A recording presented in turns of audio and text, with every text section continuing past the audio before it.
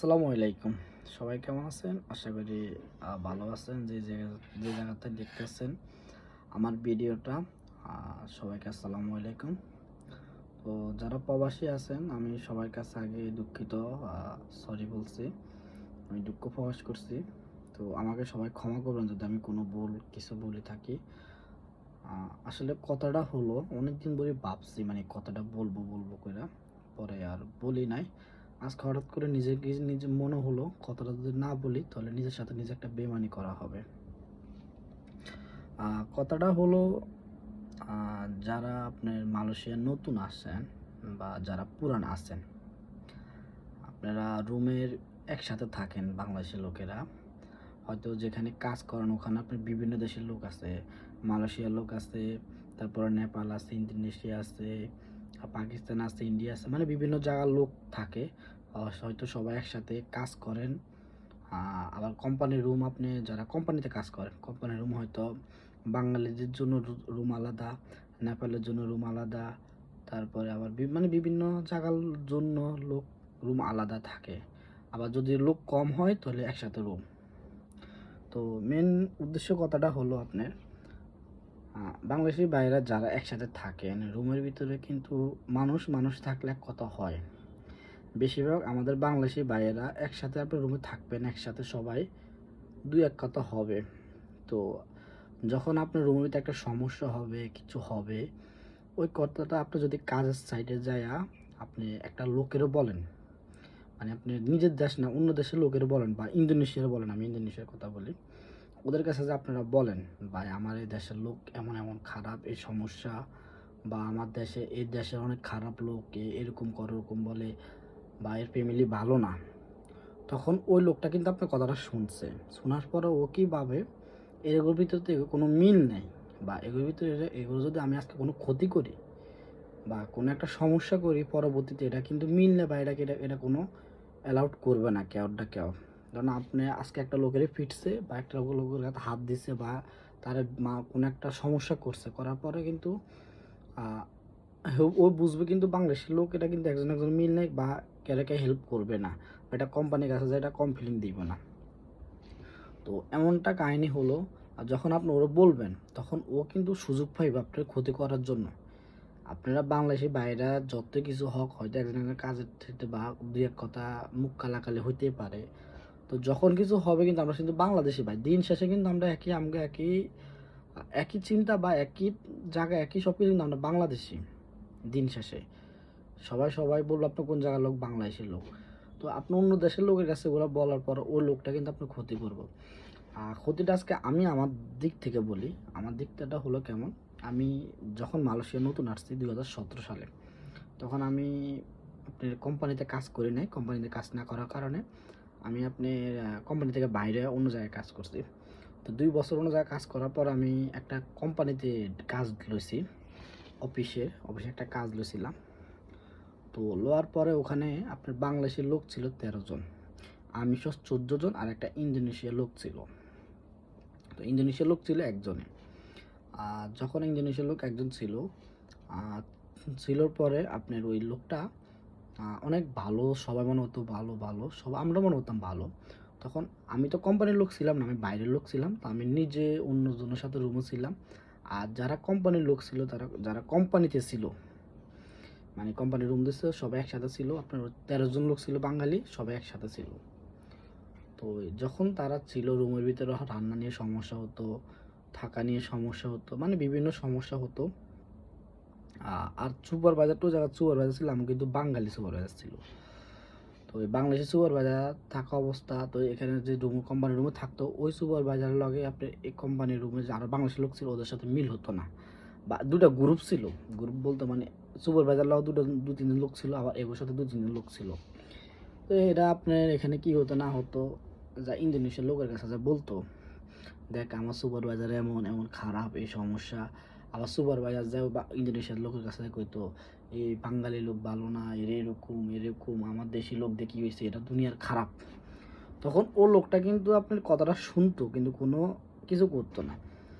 তখন আমি দেখতে আসি, মানে আমি তো সব কিছু দেখি বা শুনি, আমি কিছু বলি না, কারণ এরা আমার দেশি লোক, এর কাছে কি বলবো বা এর কথা আমি ওর লোকের কাছে কি বলবো।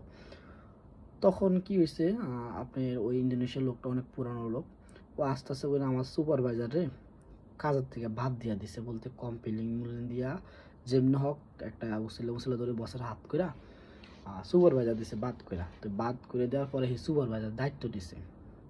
আমার কথাটা কিন্তু সবাই মন দিয়ে শুনে, হয়তো আমি কথাটা ঘষে বলতে পারি না বা ঠিক করে বলতে পারতেছি না, তার জন্য আমি সরি। তখন আপনার সুপারভাইজারে আস্তে আস্তে আপনি মানে যে সুপারভাইজার হওয়ার পরে আমারও বাংলাদেশের সুপারভাইজার বাদ দেওয়ার পরে এখন হে কী করছে, 2-3 মাস পরে আমার যে বাংলাদেশের লোক আছে, তখন ওই লোকের দুটা লোকের হঠাৎ করে কোম্পানির লোক যোগাযোগ করে অন্য সাইডে ভাড়া দিছে, মানে কোম্পানির বিভিন্ন সাইড কন্ট্যাক্ট আছে ওখানে ভাড়া দিছে। তো ওখানে হে ইন্দোনেশিয়ার লোক ঢুকাইছে 2 জন, এই মাত্র 2 জন লোক ঢুকাইছে। ঢুকানোর পর আরও 3-4-5 মাস পরে এরকম কাজ করতে আসে, করার পরে দেখে বাঙালিতে কোনো মিল নাই। হঠাৎ করে আপনার কাজ অবস্থা হঠাৎ করে কোম্পানি কল দিয়ে কইতেছে 60 জন লোকরে অন্য জায়গায় পাঠাইছে, মালয়েশিয়ার বাসা বলে পিন্ডে, মানে অন্য জায়গায় পিন্ডে করে দিছে।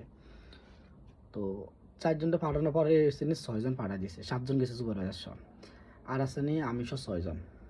পরে এরকম আরও 2-1 মাস কাজ করার পরে আপনার এগো কম সমস্যা এগো কাজ, এরা যতই ভালো কাজ করে এগো কাজের সমস্যা কাজ হয় না। এরা আজকে 4-5 বছর ধরে এখানে কাজ করে, কোনো সমস্যা নেই, এখন সমস্যাটা আছে। পরে যাক ওই 5জনের একদিনে ভাড়া দিছে, পরে আমি একা রয়েছি। তখন কিন্তু আমি কোম্পানির লোক হই না বা আমার অন্য জায়গায় কোম্পানি ভাড়াতে পারতো না। তো যাক কোম্পানি যখন আমার ভিসা লাগানোর সুযোগ দিয়েছে আমি কোম্পানিতে ভিসা লাগাইছি, কোম্পানি মোটামুটি দেখছি ভালো অবস্থা, আমি এখানে কাজ করবো আর কি। তো হ্যাঁ আমার সাথে ভালো ব্যবহার করছে। করার পরে ও আপনার ধরেন হেরা যখন যেখানে টাকা একটা ইনকাম, এখানে একটা ইনকাম আছে, ওই ইনকামের জায়গাটার মধ্যে আমার নিত না, মানে যে ইনকামের জায়গাটা আছে ওই ইনকামের জায়গাটা আমার হেরা দিত না, হেরা সব কিছু করতো। তখন আমি এরা একদিন বলি, দেখ আমি তো এখানে অনেক পুরানো লোক, তখন তো আমি প্রথম আসলে তো ভাষা বুঝি না, এখন তো আমি ভাষা মানে সব কিছু পারি, দেখ আমি অনেক পুরানো লোক, তুই আমার একটা কাজ কর, আমার একটু দে, তোরা খা আমারও দে, সবাই মিলেমিশে খাই। কিন্তু আমি একলা বাঙালি, কিন্তু এরা কোনো আর 13 জন ইন্দোনেশিয়ার লোক। পরে কথা বলার পরে হে কইতাছে দেখা যাক, এই কথাকে আমার আর ভালো মন্দ কিছু বলে না। পরে যে সুপারভাইজার হ্যাঁ আমার ওভার টাইম দিয়েছে খায়া, মানে আমি এরা বলছি আমার দেখ তুই ইনকাম করছ আমারও রাখ, আমি ইনকাম কোনো সমস্যা কি, সবাই মিলেমিশে করবো। তখন এরা আমার 1 মাস পরে হাসি খুলি কথা বলে, ভালোভাবে কথা বলে, 1 মাস পরে আমারও ওভার টাইম আর দেয় না। কারণ যারা কসম লোক, এদেশে যারা কসম লোক বলতে বলে যাদের ভিসা নাই আকামা নাই, হেগো দেশের লোক হেগোরে এরা আপনার ওভার টাইম দেয়। তো আমারও ওভার টাইম দেয় 15 দিন কইরা, 15 দিনের ভিতরে ধরেন 2 সপ্তাহ তো বন্ধ, তো যদি প্রতি রবিবার বন্ধ হয় আমি 12 দিন ওভার টাইম করি বা 13 দিন করি কোনো দিন। তখন আমি হেরে 2-1 মাস এরকম করে বলছি, দেখ আমি তো কোম্পানির লোক, এরা তো কসল লোক, এগুলো তো ভিসা না কামা নাই, তাহলে এগুলোর সাথে আমার সাথে মিলে লাভ আছে নি, তুই আমার ওভার টাইম দিস না। তখন এই কথা বলার পরে হে বলতেছে সমস্যা নাই, সবাই মিলেমিশে করলে সমস্যা কি, কর মিলেমিশে কর। তা আমি একসাথে যাক এগুলো বেজাল করবো কে, আমরা মিলেমিশে কাজ করি।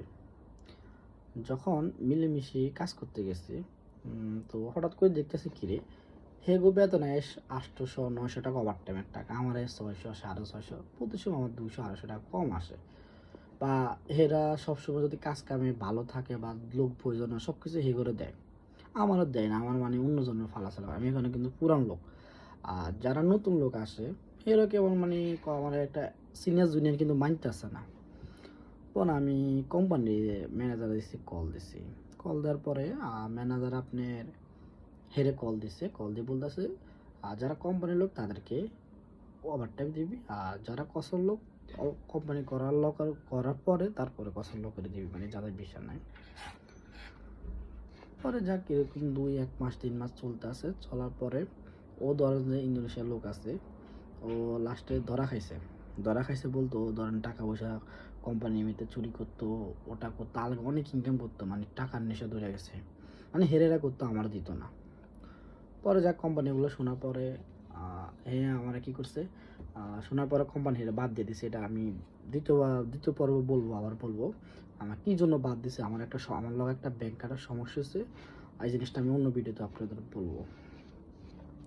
পরে হেরে বাদ দেওয়ার পরে এখন ও কী করছে, যখন হে বাদ হয়ে যাব তখন এই ইন্দোনেশিয়ার লোকেরে আবার হে সুপারভাইজার বানাইছে। যখন হেরে সুপারভাইজার বানাইছে, মানে ওই দেশের লোকের সুপারভাইজার বানাইছে, বানানোর পরে হেরে শিখে গেছে এভাবে এভাবে। পরে কী করছে, সুপারভাইজার হয়েছে ভালো মন্দ, যাক আমিও কথাবার্তা বলি, কাজ কাম করি। সুপারভাইজার হওয়ার 1 মাস পরে আমার হঠাৎ করে কোম্পানি কল দিছে, কল দিয়ে কইছে তোর অন্য সাইডে কাজ আছে, এই সাইডে কাজ নাই। আমার দোষটা কি? আমার কোনো দোষ নাই। আমার কি কাজের সমস্যা? কোনো সমস্যা নাই। তাহলে অন্য জায়গায় কন্ট্যাক্ট পাইছি, তুই কাজে যাবি। তো যাক, কোম্পানি নতুন কন্ট্যাক্ট পাইছি, আমি কাজে যাবো। যখন আমি নতুন কন্ট্যাক্টে কাজের এখানে নেওয়ার কথা ছিল, তখন ওখানে না আমার অন্য একটা পুরান সাইডে দিয়েছে। আমি ওই সাইডে আগে কাজ করে আসছিলাম কদিন। পরে নিয়ে আসার পর আমি কোম্পানির কল দিছি, কল দিয়ে করার পরে বলতে আসছে এখন নতুন সাইট হয় না, হইলে তোর জানাম, তুই এখানে কাজ কর।